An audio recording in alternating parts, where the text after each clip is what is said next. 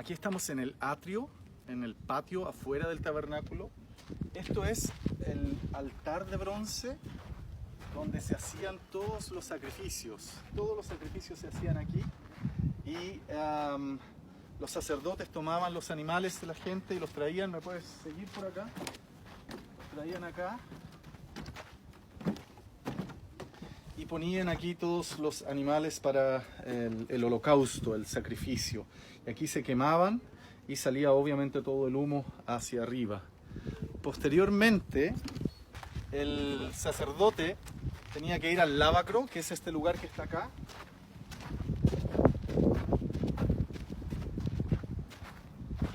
Aquí ellos se lavaban las manos y los pies.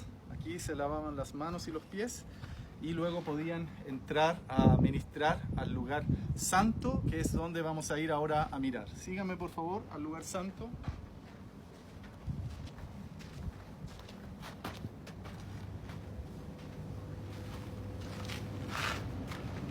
Este es el lugar santo. Solo los sacerdotes podían entrar a este lugar y estaba más o menos, bueno, estas son las medidas de la esto es una réplica prácticamente exacta. Y en el lugar santo lo primero que encontramos es la mesa de los panes de la proposición. Podríamos detenernos en cada uno de estos detalles y estar horas conversando porque todo esto tiene un simbolismo muy muy profundo, pero solo por ahora, por no hacer un video tan largo, quiero decir que todos estos símbolos apuntan a Jesucristo. Todo apunta a Jesús. Esto era hecho con madera de acacia y recubierto en oro, como la mayoría de los utensilios aquí adentro. Y estaban los 12 panes, que también representan las 12 tribus de Israel. Y esto estaba en el lugar santo. También en el lugar santo estaba la menora o el candelabro. Esta estaba hecha completamente de oro, oro puro. Y aquí estaban las llamas de la menora, del candelabro, que son lámparas de aceite. Entonces esto tenía que estar encendido aquí en el lugar santo en Israel, en el campamento. Luego, por último, el tercer elemento importante que tenemos en el lugar santo es el altar de incienso. Aquí el sacerdote, con todos estos utensilios, quemaba el incienso. Pueden ver acá, molía seguramente todo, con estas cositas así. Entonces trabajaba el incienso probablemente aquí con estas palas y cosas, lo manipulaba y luego aquí había fuego y lo encendían. Entonces aquí salía todo el incienso que llenaba este lugar y era un aroma dulce y un aroma agradable en este lugar. ¿Por qué estas esquinas están rojas? Porque en el día de Yom Kippur, en el día del perdón, que era una sola vez al año, el sumo sacerdote ungía todos los utensilios con la sangre de los sacrificios que estaban allá afuera. Antes de pasar a un lugar muy importante, que es el que está detrás de esta cortina, que es el lugar santísimo, les quiero presentar a los sacerdotes, ¿ok? Los sacerdotes venían primero que todo de la tribu de Leví. Recuerden que Israel tiene 12 tribus, una de esas tribus es la tribu de Leví y de ellos venían los sacerdotes. Representa a uno de los que viene de esa tribu y se vestían de esta manera. Los sacerdotes llevaban esta vestimenta y eran los únicos que tenían permiso para ministrar aquí en el tabernáculo y en el lugar santo. Pero dentro del linaje de los sacerdotes hay otro linaje que es el que viene de Aarón y ellos eran los sumos sacerdotes. Sumo sacerdote era un personaje muy especial, había uno solo y él era el único que tenía permiso para entrar al lugar santísimo que está detrás de esa cortina. El lugar santísimo representa la mismísima presencia de Dios, el trono de Dios, la habitación de Dios, el lugar de Dios. Y el sumo sacerdote, tenía este pectoral con 12 piedras. Todo esto se lo instruyó Dios a Moisés y llevaba las 12 tribus de Israel escrito. El nombre de las 12 tribus de Israel lo llevaba aquí escrito en su cuerpo, acá en los hombros también. ¿Y qué significaba esto? Significa que él es un intercesor, es decir, el sumo sacerdote representa para el pueblo, representa a Dios, pero cuando viene a presentarse ante Dios, representa al pueblo. ¿Se entiende? Es un mediador, es una figura que está entre Dios y el pueblo y los hombres. Por eso decía hace un rato atrás que todo apunta a Jesucristo, porque todo esto es solo un modelo que Dios otorgó, que describía y que describe lo que es en realidad en el mundo espiritual de Dios y en lo eterno, en lo que permanece para siempre. Jesús entonces es nuestro sumo sacerdote y lo dice también el libro de los Hebreos. Este hombre, el sumo sacerdote, también tenía aquí en su frente esto que quiere decir santidad a Dios, santidad al Señor, o también podríamos traducirlo como apartado para Dios, separado para Dios, o le pertenezco a Dios, algo que es sagrado, apartado para el Señor. Esta era la vestimenta del sumo sacerdote. Ahí abajo tenía unas campanitas que cuando el sumo sacerdote caminaba, se escuchaba y se sabía que el sumo sacerdote estaba caminando. Como dije antes, él era el único que una sola vez al año, en el día del perdón, en el día de Yom Kippur, él podía entrar por esta cortina, era el único que tenía permiso para entrar, y él venía acá a lo que conocemos como el lugar santísimo.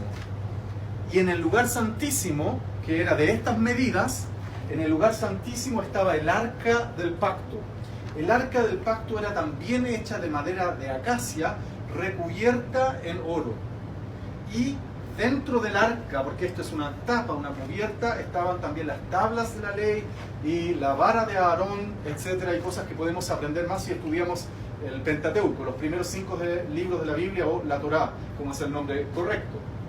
Los querubines que estaban sobre el arca y el sumo sacerdote, les recuerdo, todo esto lo recibió Moisés en el monte Sinaí como un diseño de Dios. Dios le mostró y le habló y le enseñó cómo tenía que construir el tabernáculo. Sobre el arca, aquí cuando era el día del perdón, el día de Yom Kippur, el sumo sacerdote entraba y esparcía la sangre, y eso significaba que Dios perdonaba o cubría el pecado del pueblo. Entonces podemos ver en todo esto el simbolismo de Jesucristo. Todo apunta al Señor Jesús como aquel que entregó su sangre por nosotros para pagar por nuestro pecado, pagar por nuestra maldad y cubrirnos y librarnos y abrirnos la puerta para entrar a la presencia de Dios. Ok, vamos a ir al lugar santo ahora. Podemos mirar, dar una vuelta pequeñita para que más o menos se imaginen desde allá cómo era este lugar. No es un lugar tan grande, sino que es una sala de unos cuantos metros. No es un lugar tan grande, pero así eran las medidas del lugar santísimo. Volvamos al lugar santo ahora. Y desde aquí les quiero decir, como dice la Biblia, en el Nuevo Testamento nos dice que cuando Jesucristo murió en la cruz, el velo del templo se rasgó en dos, de arriba hacia abajo. Se rasgó, y el lugar santísimo, que hasta ese día solo el sumo sacerdote podía entrar y ver lo que ahí estaba y estar en el arca y en la presencia de Dios, ese lugar santísimo ahora tiene un camino y una puerta abierta, y ese camino es Jesús. Es el camino para que podamos entrar a disfrutar de la presencia de Dios y estar cercano a Él. Yo no sé si tú lo has experimentado, si lo has vivido, pero quiero asegurarte que en Cristo hay un camino y hay una puerta para entrar y estar en ese lugar santísimo. Si nunca has estado allí, te invito a buscar al Señor y a través de Jesucristo poder disfrutar de lo que es estar en la mismísima presencia de Dios. Ok, esto es entonces el lugar santo y el lugar santísimo. Todo apunta a Jesucristo. Y quiero llevarlos afuera entonces ya para terminar el video. Vamos a salir del lugar santo al atrio, al patio exterior. Y vamos a dar una vuelta por todo el tabernáculo, ¿ok? Síganme. Vamos a dar una vuelta. Les recuerdo, acá está el altar de bronce donde se hacían los sacrificios, la fuente, el lavacro. Y vamos a dar una vuelta a todo el tabernáculo para que más o menos se hagan una idea cómo era y cómo se veía, qué tan grande, qué dimensiones tenía.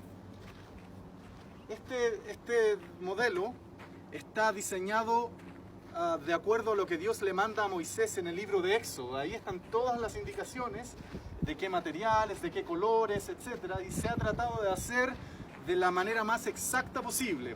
Algunos materiales seguro no pudieron conseguirlos porque no era fácil, pero los colores se han preocupado de tenerlos, la manera como está la reja o lo que protege, ¿cierto?, el borde del tabernáculo, la manera como están las estacas y todo eso es aproximadamente una copia exacta de lo que fue el tabernáculo de reunión que Dios le dio a Moisés en el monte del Sinaí.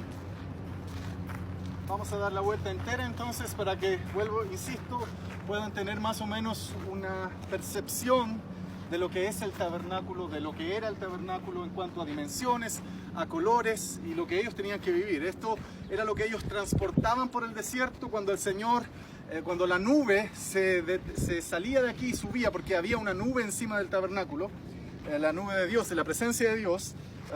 En la noche era una columna de fuego. Cuando el Señor, en esos 40 años que ellos estuvieron en el desierto, cuando el Señor quería moverlos del lugar, esa nube subía y se movía del lugar.